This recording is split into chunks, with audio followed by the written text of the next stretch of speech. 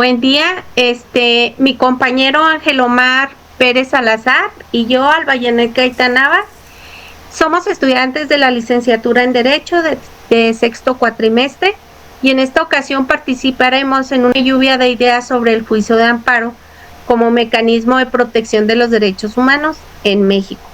El objetivo pues es reflexionar sobre la importancia del juicio de amparo, analizar los desafíos que enfrentan las personas para promoverlo y destacar la relevancia de la representación jurídica dentro de este procedimiento constitucional. Pues consideramos que es un tema de gran importancia para nuestra formación profesional, ya que el juicio de amparo constituye una de las herramientas jurídicas más relevantes para garantizar la protección de los derechos humanos frente a actos u omisiones de autoridad que pueden afectar la esfera jurídica de las personas. Entonces, en esta actividad vamos a compartir reflexiones sobre su efectividad, los obstáculos que pueden presentarse durante su interposición y la importancia de acreditar correctamente la personalidad dentro del proceso, siempre desde una perspectiva jurídica y con base a los principios de acceso a la justicia y protección de los derechos humanos. Entonces, pues el juicio de amparo constituye uno de los instrumentos más importantes del sistema constitucional mexicano y su finalidad es proteger a las personas frente a actos u omisiones de autoridad que vulneren sus derechos humanos reconocidos en la Constitución y en algunos tratados internacionales. Pues a través de este mecanismo los tribunales federales pueden revisar la constitucionalidad y legalidad de determinados actos para garantizar la protección de los derechos humanos. Como menciona mi compañera, la importancia en México es de los más destacables. Yo lo podría ejemplificar o a mi entendimiento lo podría poner como un escalafón, a razón de que para llevar a cabo un juicio de amparo hay que tener un conocimiento vasto de todas las materias de derecho, exceptuando la electoral, ¿no? Esa se cocina aparte. Y para entender un poquito más lo que es el juicio de amparo, investigué un poquito de historia. A nivel mundial encontré en contexto de fondo el caso Marbury versus Madison de febrero de 1803, fue en una corte de Estados Unidos. Este fue el antecedente de los más importantes a nivel mundial, porque fue el primero que hizo un principio de revisión judicial que tuvo la Suprema Corte para declarar inconstitucionables las leyes federales o los actos ejecutivos que contradigan la Constitución. Fue como que el origen, ¿no? Y por la parte nacional nos podemos enfocar más a la parte, el origen agrario, en cuestiones de la repartición de tierras que se llevaba a cabo por medio de decreto presidencial, porque había mucha violación de derechos humanos por cuestiones que generaban los latifundios. Posteriormente pues este evolucionó y se especializó en el tribunal agrario, ¿no? En la primera pregunta, va a dar un contexto: ¿en qué medida la acción de amparo se ha convertido en una herramienta efectiva para la protección de los derechos humanos en México? La acción de amparo, como vemos, es apegada a derecho y comparte la misma naturaleza, que va ampliando y va cuidando, protegiendo más a las personas, ¿no? Sobre todo en los derechos fundamentales. Como bien dijo mi compañero, que es como medio de control de las actividades que puedan llevar acciones o omisiones que puedan afectar a las personas. De hecho, aquí quiero hacer un paréntesis en cuestiones de, como mencioné al principio, la naturaleza del derecho que va ampliando. Originalmente el amparo, la acción de amparo solamente era por acciones, por algo que hizo una autoridad, por algo que efectuó una ley. Y se hizo la modificación en el artículo 103 constitucional y en el artículo 5 de la Ley Federal de Amparo, y ahora entraron desde ese brinco, podría decirse, esa evolución. Ahora ya sí se puede hacer las acciones de amparo por medio de omisiones, ¿no?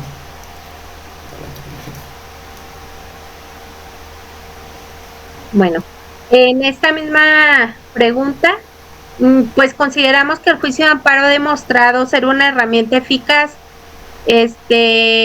que ha fortalecido considerablemente una función protectora hacia, hacia, la, hacia los derechos, ¿verdad?, de las personas, y que obliga a interpretar las normas de la manera más favorable para la persona. Entonces, gracias al amparo se han protegido derechos relacionados con la salud, la educación, la igualdad, el acceso a la justicia, la libertad de expresión y el debido proceso. Entonces permite controlar los actos de autoridades tanto administrativas como legislativas y judiciales cuando éstas contravienen a la Constitución. Entonces el amparo representa una garantía fundamental del Estado de Derecho, y todavía pues existen retos para que su protección alcance a todos los sectores. Entonces vamos con la segunda pregunta, que es: ¿cuáles son los desafíos más comunes que enfrentan los individuos para interponer un amparo? Bueno, pues uno de los desafíos es el desconocimiento técnico. No saben, muchas personas no saben qué es el juicio de amparo, cuándo procede o cuáles son los requisitos para promoverlo. Otro obstáculo pues es la complejidad técnica del procedimiento, ¿verdad? La demanda requiere identificar correctamente el acto reclamado, la autoridad responsable, los derechos vulnerados y los conceptos de violación. Entonces, estos aspectos requieren un conocimiento especializado. También hay dificultades relacionadas con los plazos procesales. Entonces, dentro de la ley de amparo establece términos específicos, y si no se respetan, pues la acción puede perderse, ¿verdad?, por completo. Y pues hay personas que enfrentan limitaciones también económicas para poder contratar una asesoría jurídica especializada. Y pues hay otros factores como lo son la distancia geográfica, la falta de acceso a tecnologías de información, y pues tan así como las barreras culturales o lingüísticas, ¿verdad?, que pueden dificultar que ciertos grupos accedan a la justicia constitucional. Por ejemplo, en mi caso, donde yo vivo, los juzgados federales están a 3 horas de aquí. Entonces, pagarle al abogado el amparo y además pagarle los viáticos, las costas, es algo muy, muy elevado. Entonces, sí se ha dado que mucha gente dice, no, pues ya lo perdí, ya, así que se quede mejor. Entonces, son situaciones, por ejemplo, aquí en Durango también contamos todavía con etnias indígenas en su lenguaje. Entonces son cosas que, pues sí, son factores que nos obstruyen, ¿verdad?, el poder llevar a la justicia.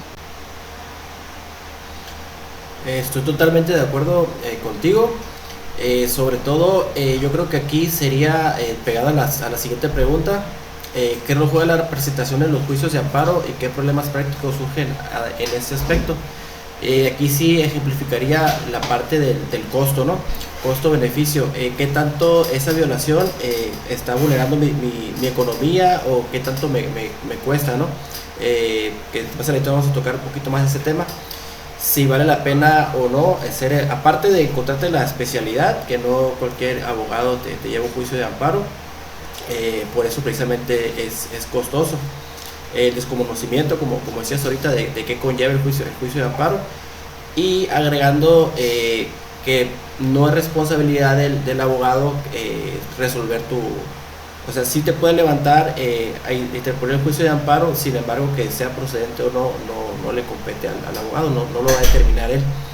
Por esa parte yo creo que el riesgo, ¿no?, que conlleva todo lo que sí vale la pena o no vale la pena, como mirábamos muchos ejemplos anteriores de los locales, ¿no?, que por alguna licencia te multaban y dejabas de funcionar todos esos meses que no estaba la licencia, cuánto generabas, si el negocio era tuyo. Yo creo que iba como que un parámetro general, ¿no?, de cuánto voy a perder, cuánto voy a ganar, ¿no?, si es que vale la pena.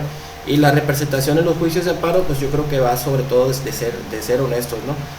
Hacer los filtros que conlleva para ver si hay legitimidad, si es procedente tu caso, y si te conviene más que nada, ¿no?, y poderlo llevar a cabo.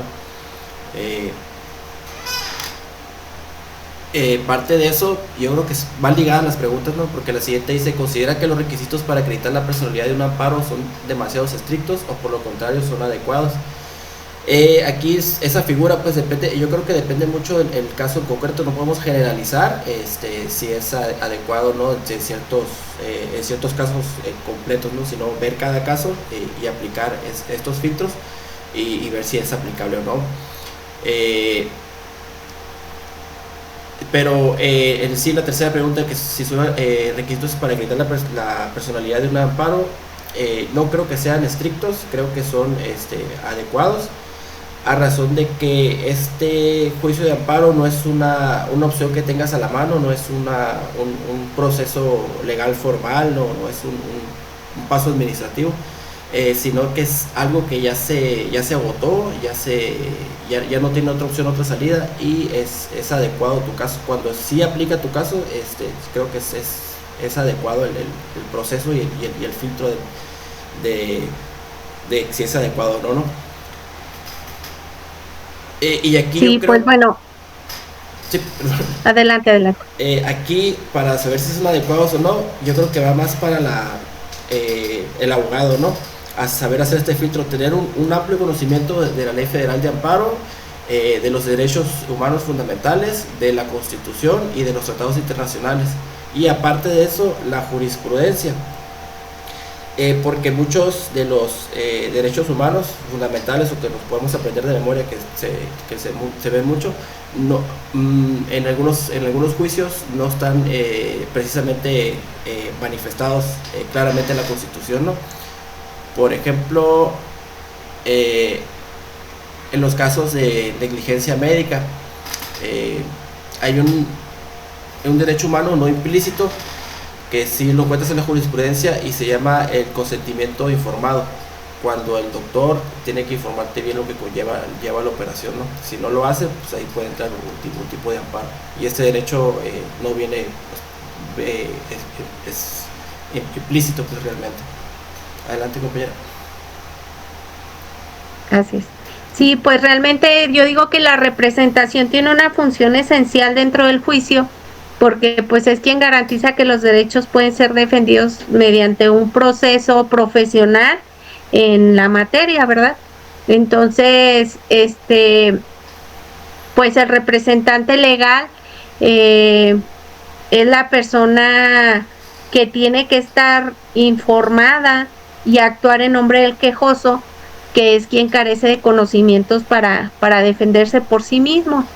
Y en cuanto a los requisitos para acreditar la personalidad, pues si son demasiado estrictos o adecuados, pues yo digo que son estrictos, pero en medida en que deben de ir de la mano, ¿verdad? Porque pues se tiene que acreditar la personalidad, y esto tiene una finalidad legítima, pues que no cualquier persona puede estar dentro de ese proceso, para poderle brindar certeza y garantizar que el juicio tenga las facultades legales para hacerlo. Entonces, pues esta serie de requisitos ayuda a evitar los fraudes procesales, o que la representación sea indebida, o que otras personas actúen dentro del juicio pues sin tener ningún interés legítimo o jurídico. Entonces, a veces parecen excesivas estos requisitos, pero pues realmente son para brindarle seguridad a la persona, y a veces pensamos que es algo difícil o imposible, ¿verdad? Pero cuando se tiene el conocimiento, pues ya sabemos cuál es así como que el caminito que debemos de seguir, y buscar la manera de hacerlo más fácil y que no sea tan arduo el trámite. Entonces, cuando tenemos que buscar que las personas estén seguras y que su proceso se lleve como debe de ser, porque precisamente el derecho de amparo les está protegiendo una violación a un derecho que ya tuvieron, ¿verdad? Entonces, pues yo digo que está bien, son adecuados para poder equilibrar la seguridad jurídica. Y pues por último, como conclusión, Pues les comparto, ¿verdad?, que el juicio de amparo pues es el principal mecanismo de protección de los derechos humanos en México y su relevancia permite a las personas defenderse frente a actos de autoridad que vulneran sus garantías. Entonces, pues para que esa protección sea verdaderamente efectiva, pues es necesario que se fortalezca la asesoría jurídica, promover una interpretación del acceso a la justicia y pues que debe entenderse como un instrumento, ¿verdad?, que la autoridad nos da y que no lo veamos como un obstáculo o algo muy difícil